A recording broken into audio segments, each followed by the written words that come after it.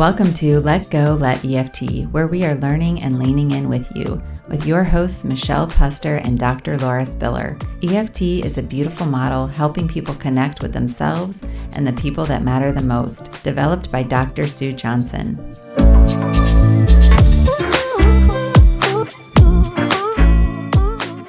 Hello, Michelle. Excited Hi. to be talking about affairs again. Yes, it's our final episode in the affair series. And if you guys have any follow-up questions or topics that maybe you felt like we didn't cover, then we'd love for you to let us know. So then maybe this won't be the final one. But for now, it's the final episode in the affair series, and it's the injuring partner's shame. How difficult it can be to work with, what's difficult about it, and what we can do to work with the injuring partner shame. So I guess Absolutely. It's a challenging one because, you know, um, it's one of those times we can see some vulnerability in the injuring partner. And, if you've been in EFT training very much, you may have heard things about, being careful with shame and not heightening shame. So some of our usual strategies, there's a question about kind of, is that the thing to do? What do we do with that vulnerability that comes up? And it can feel have a powerful impact on us as the therapist. I mean, when you think about kind of what comes up in you, when you have a partner that goes to shame, an injuring partner particularly, what happens for you, Michelle? Yeah. Well, I think it depends how they're presenting their shame. So Mhm. if they're presenting their shame, if it's presenting on the outside with attacking their partner, who's the injured partner. So this is the person who's had the affair is attacking the injured partner. Just to be clear, like that's really hard. It's also Mhm. really hard if it comes out in anger, blame, like these are all different kind of variations of attacking the injured partner. Maybe extreme defensiveness. Um, all of these can be very difficult because, we as the therapist are kind of thinking, you're the one that had the affair. Like, what's happening that you're turning around and blaming so that can be really triggering for us. Like, we might want to start to defend the injured partner. We might start to get blamey towards the injuring partner, the person who had the affair and is getting now angry Mhm. and blamey and Mhm. defensive. Um, so I think it can kind of like trigger that like protective and like, where is this coming from? We kind of need to put you in your place, which Mhm. won't be helpful, right? That's just basically us kind of getting pulled into what is their cycle around Yeah. talking about the affair. I'm really glad you started there because I think that is so important. I mean, I think that we kind of have to hold this knowledge that shame is likely there for the injuring partner, or some form of painful remorse, regret, um, sense of self as somebody that hurt another person. Mhm. And often that's not the way it shows up, at least initially. And so, we can see shame presenting in these really edgy, armored up kinds of ways. And that we, as the therapist, we have that vantage point that we can look at them and we can see the armor, but we can kind of have a sense of, what the tender pieces that are underneath that there's something really painful that's showing up in these ways of pushing the partner back, you know. And if we think about like what's the action tendency of shame, Mhm. shame makes us want to hide, and push people away, you Right. know, and not be seen, Mhm. which then very much ends up leaving the person alone with all those painful feelings. And so Right. that's a really good point that there's this, that when it comes out in that really armored up protective way, it does the same to us as the therapist, right? It's kind of repelling. It's like, we want to protect the person they may be attacking, or we want to help them see what they're doing, that's not helping them. But yeah, it Mhm. can be super um, disconnecting in the relationship and almost therapeutically, right? Yeah, and there is the kind of so yeah, I feel like it's our task to move towards this armored up person who might be throwing off fireballs as well. And it's our task to move towards them and assume that they are, that this is likely shame, that this is likely painful, that they are trying to hide part of themselves, that they feel so ashamed of their behavior that they're trying to hide that part of themselves. And being confronted with the fact that they had this affair is kind of like having to look in the mirror, having to feel that, having those parts of ourselves that we want kind of like tucked away in the Mm, back of the closet that we don't want anybody to see. Now it's exposed. And so it makes sense from that perspective that someone would be, like you said, very guarded, very possibly angry, mhm, um, pushing back, blaming the other person.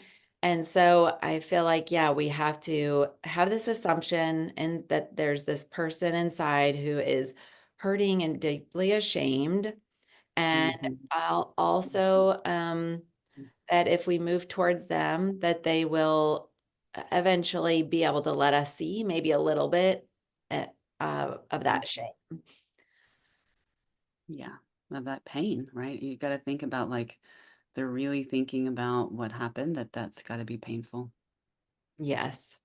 I Yeah. like to use a metaphor I found to be helpful and, use whichever metaphor you want. But the one that I like is it feels like, whenever, when there's anger, I'm just kind of like Mhm, curious. Oh, to help me understand. mhm, So mhm, when they say this, I notice that you're kind of have this big response. It's like you're charged. There's this charge there. Help me understand where this big response is coming from. And as they're kind of talking about it, and we're just walking closer to it, I might say, well, it sounds like there's a part of you that is really deeply remorseful. And mhm, this kind of goes against your character. And I kind of imagine that part of you in the back of this closet, and you have the door shut tight, and you're standing in front of the closet, and you don't want us to see your partner to see you as that person that doesn't align with who you are, who you want to be. And so when your partner starts to get close, you have a big response. Get away. I don't want you to see that part of me. I wonder if mhm, that fits for you. Does that mhm. feel at all like maybe part of what's happening for you in that when I see this big charge on the outside? That's such an amazing metaphor. It really captures, the need to keep others away, the aloneness that comes with that.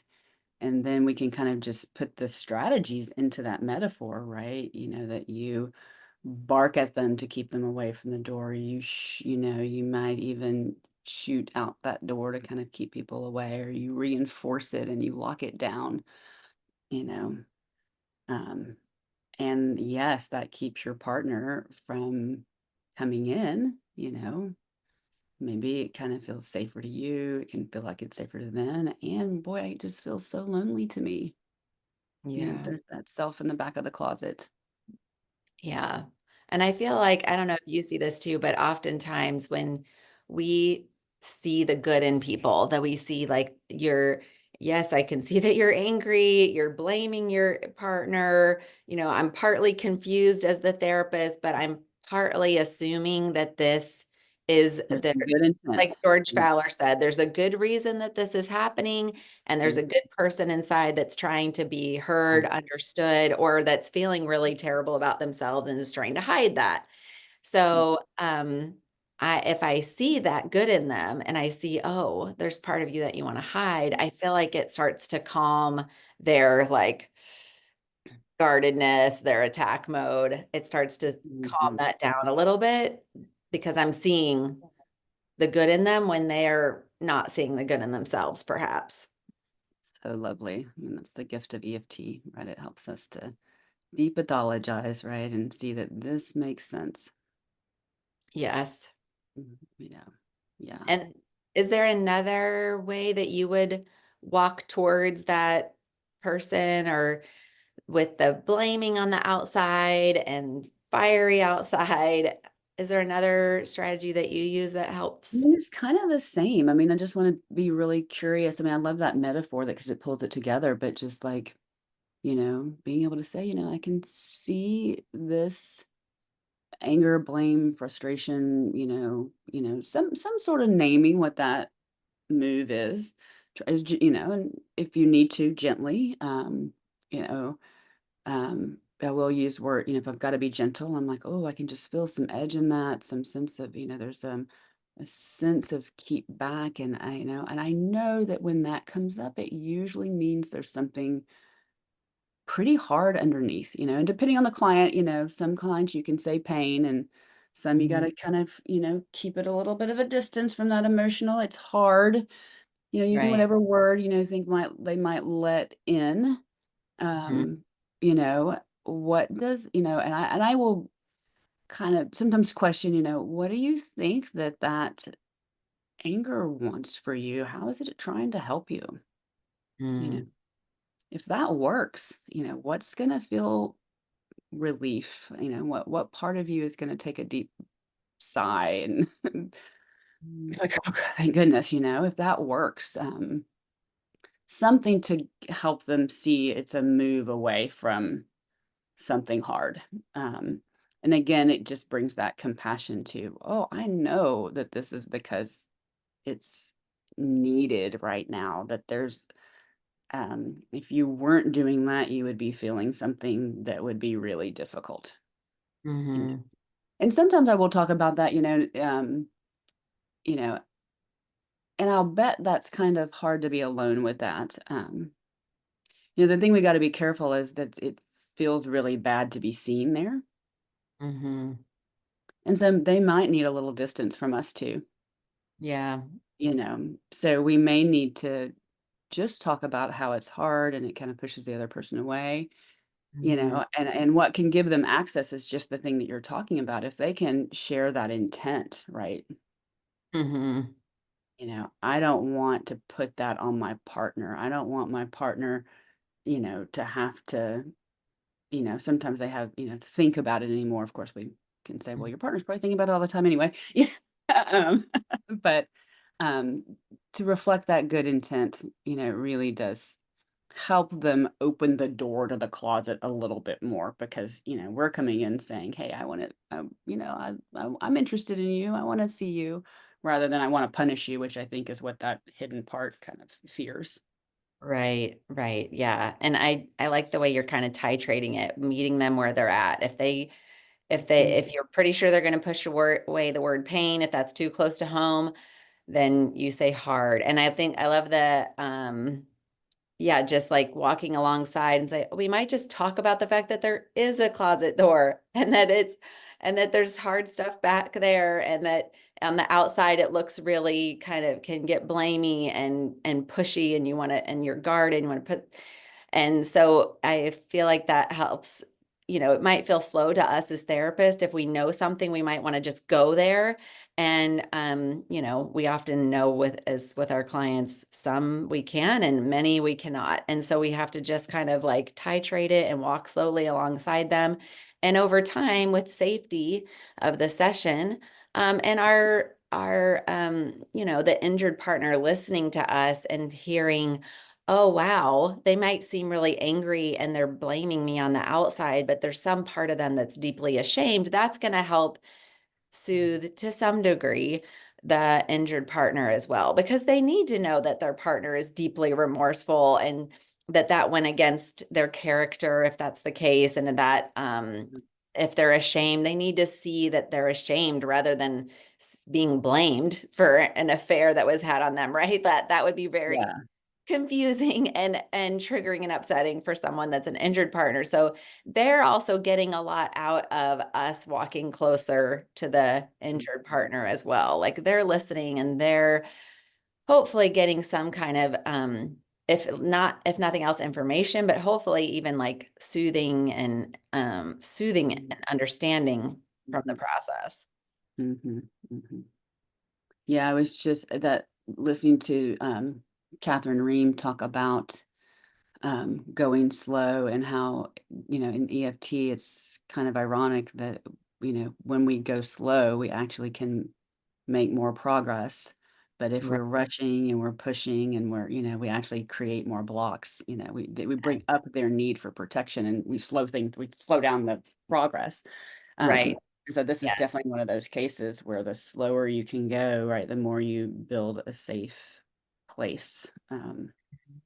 And safe place for both of them to be able to talk about this extraordinary pain.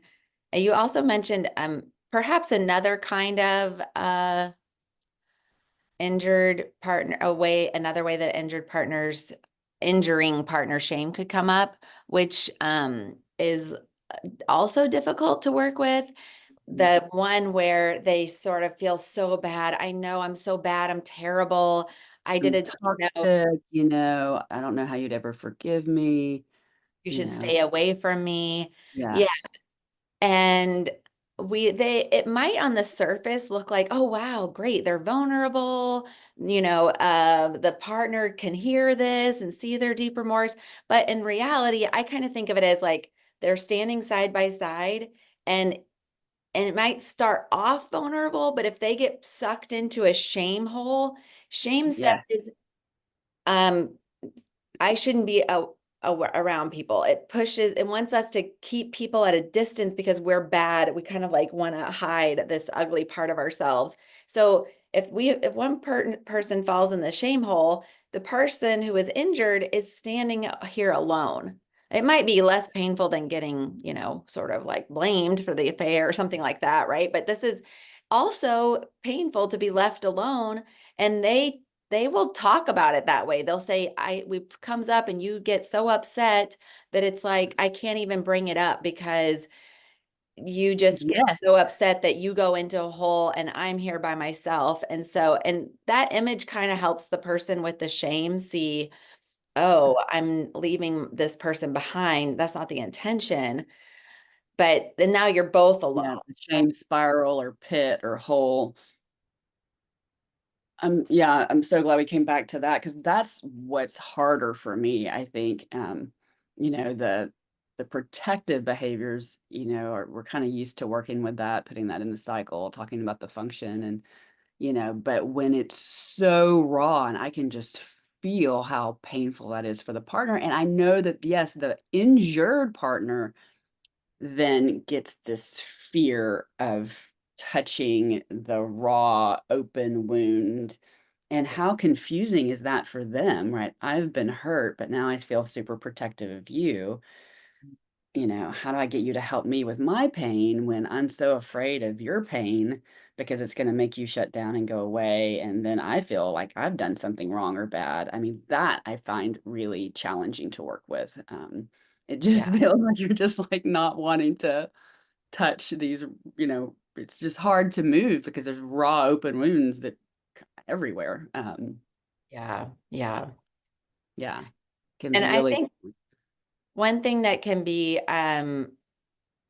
I find hopeful. Like I will say some of the things that Brene Brown talks about with Mhm, shame, which is, like, wow, you really talked about if they touched on it, like just you mhm, explaining that you go into this shame pit, or just you explaining how much you start to beat yourself up inside, you're shedding the light on the shame, and shame shrinks in the light.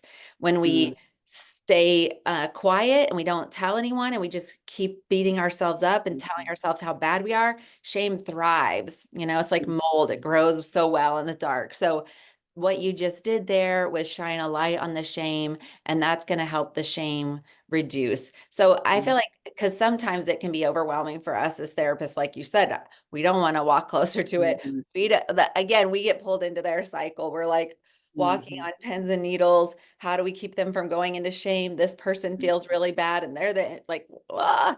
So having Yeah, that kind of very hopeful image of, you did do something positive. It might not feel all better, because it's not going to feel all better, right? But this was a right. huge positive step. You shed light on something that normally you keep in the Mhm. dark and kind of can grow and thrive. Is there Yeah, and anything a lot of validation for how that pain is coming from their care. Mhm. Right. The depth of this pain and kind of reflects how much this matters to you and how much you Yes. care. And I'm really touched by your willingness to feel all of this to find repair and a better place in your relationship.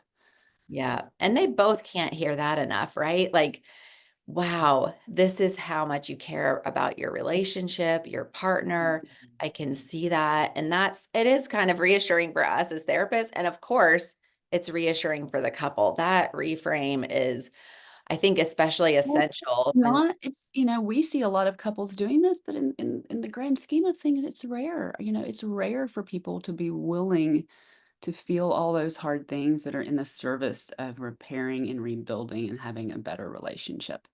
yeah, It is incredibly courageous. Uh, totally.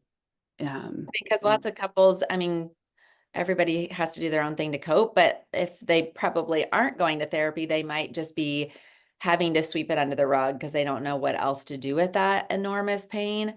And so I think you're ending the right. Like, relationship I'm sorry. or ending the relationship. Right. Or just ending the relationship. Like, and either one is like, this is too intolerable. I can't manage this pain. Potentially, right? There's lots of different scenarios. So I don't want to say everything is always Yeah. one way. But yeah, I think that's a lovely, more validation and encouragement we can give to our couples as you guys are willing to look at this and get closer to this deep pain for Mhm. yourselves and for each other. Wow. That's Mhm. very uh, inspiring and heartwarming for me, which, we need a lot of light and encouragement when we're walking into this enormous amount of pain. Like, yeah, that's, I think, And if we're not there with them, they are alone with it.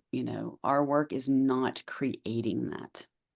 yes, that's a helpful reminder because it does feel that way, doesn't it? When they're like, not wanting to talk about it, not wanting to go there, and us getting closer to it can feel like, oh gosh, we're making them talk about this painful, horrible thing that they clearly don't want to talk about. And you're Mhm. right, that reframe for us can be so soothing is Yeah. thinking about them in this pain. Would I rather them be alone in it, or would I rather them have me and or maybe their partner be there with them in it, and Yeah. or me be with the two of them?